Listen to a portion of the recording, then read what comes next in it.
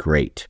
In this half of today's show, we have an interview with Jay Colhaven, representing the COVID Tyranny Task Force here in Naples, Florida, Collier County. Jay and his task force are involved with getting rid of fluoride in county and city water. They've already accomplished ridding us from it in our county water, and they're working on getting rid of it in the city water. So we describe fluoride in water, the risks versus the benefits, and what's been happening with the county commissioners and now the city commissioners. Before we get started, I'd like to encourage you to check me out on Instagram at Michael P. Varvaris, MD, where we have some very interesting content, including sharing some of the cutting edge stuff I'm doing in my practice. So let's get started. In this half of today's show, we're going to do something different. I'm actually doing a little interview here in my studio, and I'm going to have my guest introduce himself, so go right ahead. Hey, I'm Jay Colhaven. I'm a semi-retired construction superintendent, and I belong to a critical think group in town here, the COVID Tyranny Task Force. And we're the ones that sponsored the Health Freedom Bill. The Health Freedom Bill is what helped get that fluoride out of the county water. All right, so that's what we're going to talk about today primarily, right? Because there's all kinds of interesting things there, medical tyranny, COVID, oh boy. But we're going to focus on how we connected was in regards to the whole fluoride thing, out of county water. So in Collier County, there's county water, but then I guess there's something else. Yeah, there's the city water. There's city water. So you convinced the individuals in the county to do the right thing. Yeah, 5-0. God bless. But you're trying to do the same thing in the city, right? Absolutely. Where are you in that? Well, right now we've got a hearing coming up on October 14th. We'll see what comes of that. I mean, we're going to bring some all-star speakers in and hopefully convince them to come up with get us on the agenda, get a vote on it so we can get this fluoride removed out of the city. What's your feeling? A good feeling? Yeah, I got a good feeling. Right, cool. This is so much that's been happening. Yeah. So is your plan to pretty much use the same argumentation you did with the county, which worked 5-0? Well, there's some new things that popped up since then. So you're even better. So you're going to even better. It's even better. Okay, cool. Yeah. I like this. All right. So if you could tell us about, your interest in fluoride and, your knowledge of it, and then also if you could, with what kind of arguments, what were your points? What do you think the best way of describing these people, why this shouldn't be the case, why fluoride should not be added to the water? Because you got 5-0 with the county. So if you could, what was your own, what led you to understand about this stuff? So go ahead. Yeah, the European countries, they've all rejected it. I mean, a lot of them, Belgium, Finland, France, Germany, Hungary, Luxembourg, the Netherlands, Northern Ireland, Norway, Sweden, Switzerland, Scotland, Iceland, and Italy. They found something bad with it, and there must be something wrong with it. There's got to be something there, right? Well, it comes down to the side effects outweigh the benefits, basically. Yeah, whenever you're doing anything, there's a risk of doing it, there's a risk of not doing it, there's a benefit of doing it, there's a benefit of not doing it. So if you actually care about making a good policy decision for an individual or for a group of individuals, you need to consider what's the risk, what's the benefit, and you only do it if the benefit outweighs the risk, obviously. So again, what were the points you would bring up at the big picture points you brought up at the county meeting and your plan to do at the city meeting? Well, what do you think the best argument against doing it is? Boy, there's a number of things here, but what really gets me is this autism rate that's really gotten to where it's like 1 in every 36 births. You look at it, I did some research and I looked at Louisiana, for instance. They have the lowest autism rate, and they've got the lowest intake of fluoride water, like 39% of the people, and you start putting it all together. Yeah, there definitely is a lot of statistical evidence that shows with the dose relationship that the more fluoride exposure you have, the more, especially in developing children, most of this is in children, pregnant women, that you're having reductions of IQ, and you wouldn't be surprised if you're having more ADHD and autism, et cetera. And this is a dose relationship. For every so many units of more fluoride intake, you have a reduction of IQ, or obviously an increase in the likelihood of these conditions, the ADHD, the autism. So the data is there. So was that your main argument, or did you mention other things? Oh, there's other things like how it calcifies your arteries, how does the arteries, and your pineal gland, the third eye, it calcifies that also. And this is interesting. Spiritual. What you brings up is very interesting because obviously this has something to do with, because our teeth are calcified. So when you're messing with the hydroxyapatite, with whatever you're doing, you're going to potentially, when you're messing with these things, you got to sit there and understand mechanistically, I'm doing things that are affecting my teeth, right? Which is, I guess, what they're trying to do, right? Strengthen the enamel, reduce bacteria, lower cavities, all for dental health, which is important, obviously. You got to sit there and understand, hey, could I possibly, because I'm messing with, and by the way, when you mess, every sword can have two sides. So when you mess with calcium on a good end, is it possible you might be messing with calcium on a bad end? Obviously, that's surely possible. So any other thoughts? What I'm going to do is I'm going to share with you how I would make the argument. Yeah, the hydroxa petite, that's alternative, effective, other way of with your teeth. It's another way. By the way, what Rachel, who is my office manager, she was speaking with you, and she mentioned, again, I might be completely stating not what you said, but so be it, that something was about that they're putting something in the water, which is sort of a prescription drug, and they're giving it to everyone. And hey, if you get a prescription from your doctor, I mean, don't you need a prescription rather than just put it in the water and give it to everyone? Is that part of your argument? Yeah, and are the people at the plant, are they certified doctors to be medicating us? No, so the plant? No, obviously they're not. So obviously that's a great argument in that you're potentially giving a pharmaceutical product to hundreds of thousands of people. The person delivering it to them is not a medical doctor, is not a pharmacist, and there's no informed consent. There's no risk-benefit analysis whatsoever, right? Yeah, that's absolutely right. All right, so here's how I look at it. What's interesting. And if you go to the dentist and you get a prescription product, right, it's going to be stannous fluoride. Stannous fluoride, okay? Stannous fluoride strengthens the enamel. Stannous fluoride can kill bacteria. Stannous fluoride reduces cavities. Now, when we brush our teeth, it's sodium fluoride. Now, sodium fluoride does not strengthen enamel, evidently, does not kill bacteria necessarily, but what it does is it treats cavities. Wonderful. Now, here's the interesting thing. What do they put in the water? What's the fluoride then they put in the water? Well, what's in the water is sodium fluoride. That's lovely. There is no stannous fluoride, by the way.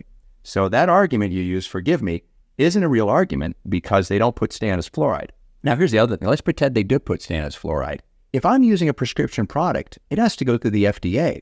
So when you're just dumping stuff in there, it doesn't. But again, hear this out. This is the argument I would use. Okay, they are putting sodium fluoride in there, which people can get from toothpaste.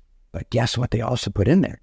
They also put fluorosalicylic acid and sodium fluorosalicylate. What are those? Those are byproducts of toxic waste. There's no evidence whatsoever they have any benefit on dental health. They're not in our toothpaste.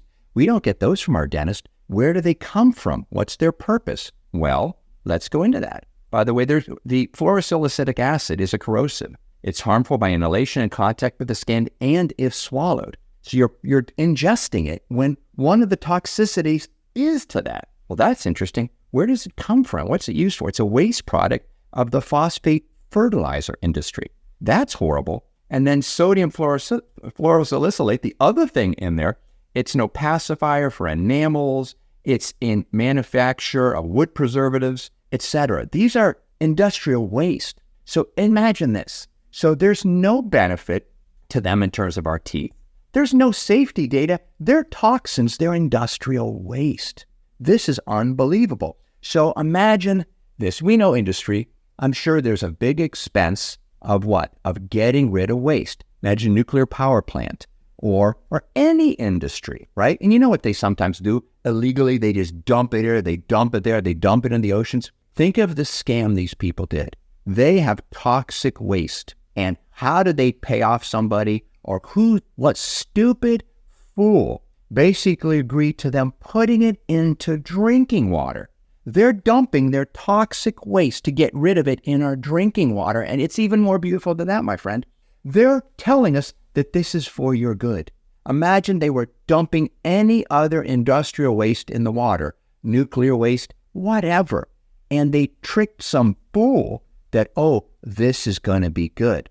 Now, here's Also, what's completely insane about this, what they would say, oh, there's fluoride in it. There's fluoride in it. So what? For example, just as an example, you were mentioning earlier when we were talking, you were taking B12, right? Right? Okay, good. All right, well, most B12 out there, which is cobalamin, will be cyanocobalamin. You'll be cyanocobalamin or methylcobalamin or hydroxycobalamin. Now, the cyanocobalamin is the inactive form, and the others are the active form. But guess what? What does the cyano mean? You know, it means cyanide. So cyanocobalamin actually has cyanide on there. So notice what they're telling us. Sodium fluoride, stannous fluoride, fluorosilicylic acid, it's all the same. It's all got fluoride. Shut your mouth. Well, guess what? By that same logic, cyanide and cyanocobalamin are the same thing. Now, you're taking cyanocobalamin. So imagine I had a bottle here of B12, and then I had a bottle of cyanide tablets that some guy who was in the KGB, was going to do to kill himself if the CIA caught him or whatever. Is it the same thing? Not at all. This is a joke. These are lies. This is nuts. And like you said, our whole system is messed up. I'm sure it's because of corruption. People are being paid off. Who knows? This is that bad. In our system, and it's not just with this, it's with everything, with food, all these things that are very important, right? Notice how so much of it affects children. Europe has its own insanity, what we saw over there in Paris on the Olympics, by the way, with their little mockery of the Last Supper, which 100% it was. By the way, even having Dionysus there was a mockery of it. Dionysus was the god of wine, who was also the god of like debauchery and fornication and all of these things. So imagine that. So we need to eat and drink him instead of Lord Jesus. So obviously Europe is messed up. But interestingly, that demonically messed up Europe, when it looks at these things, it actually is not as demonic. Basically, it says, if there's something that sounds completely nuts, like putting fluoride into water, especially industrial waste products into water, until you prove that's safe and effective, no. What we do is, okay, put it in. The same thing with the COVID shots, by the way. If you look at the mechanism of action, you're like, what are you talking about? You should never give that to a person. This is nuts. But say, no. I know it sounds squirrely, but until you prove it's killing everybody, right? So it's the same with this. Until you prove it's harming people, then maybe we'll remove it. What a scam, right? So my suggestion would be the argument you use when you see these people isn't necessarily those truths you brought up of that, the big one that shows. I mean, why do we even need to do this? Why do we have to do studies that when you put toxic waste into the water, that maybe pregnant women and kids who drink it, their IQ drops and ADHD rates go up and autism rate go up? I mean, what do you think would happen if you're drinking toxic waste? I mean, it's unbelievable. So why should we need to do this? So what I would argue is to make them realize that this isn't stannous fluoride, and it's not even primarily sodium fluoride. It's fluorosalicylic acid and another crazy thing I mentioned, which are toxic waste. There's no evidence they do anything for dental cavities or anything like this. So there's no reason to do it. There's no evidence suggesting it's helpful. It's insane, right? We don't do it for anything else. Are they purposely putting any other kind of toxic waste in the water supply? Who knows? Maybe they are. I sure hope not, right? These people are nut jobs, right? So God bless there to be people of your caliber out there trying to fight the good fight, because obviously we're fighting against liars and we need to have courage. And I always like mentioning those things because, again, scripturally speaking, I'm going to get back to it. If you look at Revelation 21, when the Father on the throne is talking about those who are in Gehenna, which was just trashed at the end of Revelation 20, he has a list of the kind of people there. The first thing he mentions is cowards. And the last thing he mentions is all liars. So obviously these people who've created this problem, my friend, are liars. So we must not be cowards. So God bless you for not being a coward. And then going to these judges, to these people making decisions, and every once in a while there's a righteous decision. Like, for example, what happened with the county commissioners. And God bless every single one of those 5 individuals for doing that thing. And hopefully these other individuals will see the light and will listen to the argumentation. And I don't know if anything I said there was different than you've heard, but I looked into it, and that's how I would argue it. I think to me, it's, what do I know? It sounds open and shut. I mean, these are waste products. There's no evidence they have any benefit to the teeth. They are known to be toxic when ingested, and you're ingesting them. By the way, the gut, we were talking about holistic stuff earlier. The gut is connected to the skin, is connected to the sinuses. All these linings are interconnected. And by the way, they're interconnected to the arterial lining. So does it surprise you when you put something toxic, known to be toxic, in your gut, in your mouth, it messes with your linings. You would be surprised if it wouldn't mess with your linings, is the reality of the situation. So that's the argumentation I would use. Now, what else is your group involved in? Because it's an interesting name, the COVID Task Force. So tell me about that. Boy, we were screaming at the rooftops back in 21, 22 about not vaccinating the kids with these COVID injections. I mean, we even had a bus with everything on the bus that had the sayings, don't vaccinate your kids, you don't need to do this. And we've... So when did you start noticing something's rotten in Denmark? What was it? How did you personally and your group start saying, wait a minute, this is wrong? We had some, I guess we had some doctors in our group. And God bless them. Yeah. Dr. Richard Schroeder, he's our leader. And he just believed that he was true on everything, and which he was. Yeah. Yeah, it's really amazing. I mean, for myself, you understand, it's not a vaccine. It's not. Vaccines are studied in animals. They're safe and effective, and the animal does better. You understand, with the coronavirus vaccine, not the mRNA wildness, but they were studying this since 1991 in mice and rabbits and ferrets. Because you got to say to yourself, wait a minute. If Pfizer had a patent in 1991 for a coronavirus vaccine, and coronavirus is one of the most common cold viruses, why was it never on the market? Because when they studied it in animals, it would kill the animals. They did worse. It was an anti-vaccine. Here's another definition of vaccine. When you take it, you're going to have less production of the bad stuff upon exposure. So that's the idea. You're taking this substance so that when you're later exposed to that quote-unquote bad substance, your body's going to fight against it. You're going to have less of it. Well, if you understand coronavirus, what harms you with it, clotting reactions to spike protein and immune reactions against spike protein. So what is this mRNA? It makes your body make spike protein. You're making the toxin.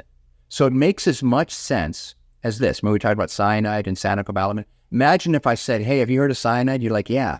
Hey, I have a vaccine against it. Really? Tell me about it. Well, it makes your body make it. You're like, what? You're crazy. You just said, and I knew anyway that cyanide's bad, and you're telling me this quote-unquote vaccine against cyanide is going to make my body make cyanide? You're nuts. No. You don't understand. Then your body's going to make antibodies against it. That's their logic. It's so flawed. I mean, you're seeing all of this. It's all the same story. These people making decisions, they're either stupid or they're evil and they think we're stupid. And let's give them the benefit of the doubt and just think they're stupid. They're stupid, but they're in a position of power. They can never admit they're wrong. And they just go. They cannot admit they're wrong. Now, what I do like about these 5 county commissioners, they were able to say, no, what's the big deal? Truth is what truth is. If I believe something true, it's not anything special about me. It's true because it's true. Same with you. We want to embrace truth, get rid of falsehood. So if we believe things that are false, it's not our fault. Many people onto these things. They're unable to admit that they were wrong. And that's more important to them than stop being wrong. See, when you find you want to determine, for all of us, am I doing the right thing? Am I doing the wrong? I want to learn more about right things, and I don't want to do wrong things. And I need to be opening that obviously I'm not purposely doing wrong things, but if you show me that I'm doing something wrong, please prove it to me, and I'll stop. And I'm not going to be mad at myself. I'm going to be happy that you showed me it was wrong. I'm going to stop doing it, right? By the way, many doctors have a problem that they don't want to admit they're wrong because then somehow emotionally or psychologically they can't handle, they might have given people bad advice. Again, science, you learn more over time by observing reality. So I would always say to those people, what are you talking about? No one's going to be upset with you if now you know that something you thought was right is wrong. They're going to think you're a good guy or a good lady or whatever the case may be. So it's a really interesting psychological, emotional, spiritual phenomena we're witnessing. But again, these things are really, really, really bad. It's with the COVID shot, with fluoride, and I'm sure with like RFK talking all the stuff in food and all of this nonsense. And it's the same thing. These huge industries making massive amounts of money. And you know what they're doing. They're going to the media. They're going to politicians. They're going to regulatory bodies, and they're giving them money. And you know what? The golden rule, right? He has the gold rules, which is sad. And sadly, again, getting back to scripture, God is either your God or mammon is your God. And, and all of us can be tempted, right? Lead us not into temptation. So it shouldn't surprise us that it is through money. And again, thank God there's individuals such as yourself and the group you work with. Like myself, I've always looked at it that way. It's like, I don't look for problems, but I'm going to speak truth. I'm not trying to get in trouble, but I hope this doesn't come across the wrong way. When I saw in May of 20 what was happening with this mRNA stuff, I went out to Rachel, I mentioned earlier, and I said, Rachel, and hopefully no one's offended with what I'm about to say, but you see my point. I said, I'm not throwing the Jews in the oven, meaning I don't care what happens. I am not going to do something. All of us have this, of course, God-given gift or whatever. We all have it in different aspects. Give what I've done to hurt people. Never. And I said, I don't care. They can chop my head off.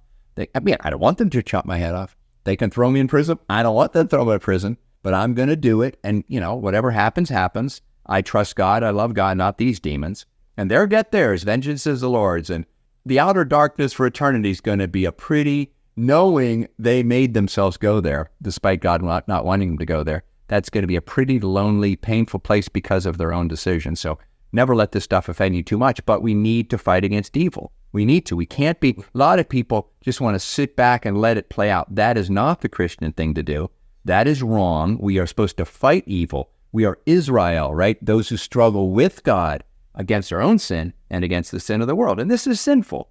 We're trusting these people to make our water good. And by the way, the typical person thinks, oh, I'm sure when they put fluoride in it, they know what they're doing. They mean well. They're helping us. Laughable. By the way, you've probably looked into it more than me. Is there any real data? There might be. That cavity rates are reduced? They probably are. But you know what? So what? Brush your teeth. Go to the dentist. Don't put... And you know what? Again, why don't you do this? Put sodium fluoride in the water maybe only. If you wanted to push the envelope, if you really wanted to push the envelope, you would put maybe stannous fluoride, looking at the risk and benefit, but you would put sodium fluoride. You not put these other toxic wastes in there that have no evidence they have any benefit to cavities or whatever. So if there is, and very well may be some benefit of drinking water to cavities, number one, you know what? If you have cavities, you can go to the dentist. If you start losing IQ points and get ADHD and autism, how do you fix that? Can the neurologist just fix that for you? I don't think so. So again, if you're balancing cavities versus like dementing illnesses and loss of IQ points and all these other things you brought up with the calcifications and who knows what else and pineal glands and all of this stuff, it's a no-brainer. So then you got to sit there and say, how can these people doing this again, stupid or evil? Because a lot of times what we think is, oh, they must be smart. They must know something we don't know. Nah, that's not true. I remember with my cousins, I have a lot of cousins in medicine, and I was describing back with the COVID scam, and they would never deny what I was saying, but they would always have the same answer. Well, why do the authorities tell us to do this? So I would had to explain to them, not that 1 + 1 is 2 and not 3. I'd have to explain to them why these people were saying 1 + 1 is 3. That's ridiculous. So think about it. With that same logic, with this subject, they say, well, why? There must be something good about putting fluorosilicic or whatever it is. No, there's not. Nonsense. See, we're trusting fools. Or trusting fools. All right. Any other final points? Yeah, the final points is, that fluoride ends up in our bays and in the water. I mean, you got to think about it. It goes through the plants and gets mixed into that effluent water, or the other water that they use to irrigate the plants. It's in there, so it ends up. That's a good point. It ends up in the bays. It doesn't just dissolve. Oh, that molecule, that atom kind of hangs out. Yeah, it ends up in the bay. It ends up killing the marine life. By the way, I was like some of those, that fluoro whatever thing, it comes from like them doing things to indigenous rocks. These are molecules and atoms that God intended to be like in rock and stuff, not in our drinking water. And we're putting it in the drinking water. It's like mercury in our fillings. It's kind of funny. It's like, man, they've been trying to kill us with tea for a while, haven't they? It's like, that's something that's not supposed to be in the human organism. It was in rocks. It was in the earth. Industry puts it in and by the way, it's kind of the same thing. They're giving it to us as a quote unquote medical treatment. This is in our water as a treatment for cavities, right? And then the mercury was in the cavity, or by the way, in the mercurochrome, remember that for your cuts? Or if you ever wore contact lenses, the thimerosal. It's amazing. So notice, it's the same story over and over. We need to stop trusting these people. They are fools. Are they stupid or evil and think we're stupid? Don't be fearful. Don't. And by the way, when you go, it's good to stand up and do the right thing, right? Well, absolutely. You like it. You make you feel good, right? We need a purpose in life. Fighting against falsehoods. I mean, this is a good thing because it's in our water. This is nuts if you think about it. In our water, that's like, what is our body? 70% water. It's those, you can live with, okay, obviously you can live without air for the shortest time, a few minutes, but water is otherwise the most important thing. And what are they doing? They're poisoning it. And I actually think it's purposeful. What do I know? I mean, this is so dumb. This is so bad. It's more than stupid. It's how evil is it? Now, I do think most of the people doing it aren't evil. They just don't know. They're not Dracula. They're the Renfield. And here's what's funny. Remember, Dracula wants to kill Renfield too. So what's funny about these people is, guess what? They're trying to kill you too, dummy. It's that old Mark Twain. It's easier to fool somebody than it is to convince them that they've been fooled. Isn't that true?